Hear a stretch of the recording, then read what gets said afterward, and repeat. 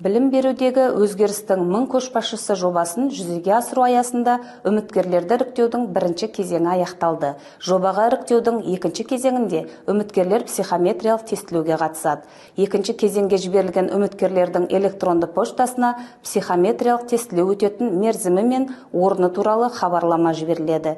Еліміздің солтүстік, шығыс және батыс өңірлерінде төтенше жағдайдың енгізілуіне байланысты психометриялық тестілеу екі лекте өтетін болады. Бірінші лекте Алматы, Жамбыл, Жетісу, Қызылорда, Маңғыстау, Түркістан облыстары және Астана, Алматы, Шымкент қалаларындағы үміткерлерге психометриялық тестілеу ағымдағы жылғы 13, 14 және 20 сәуірде өтеді.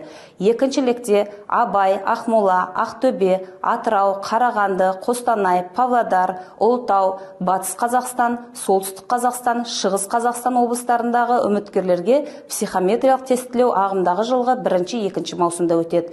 Тестілеу аймақтағы Назарбаев зияткерлік мектептерінде өтетін болады.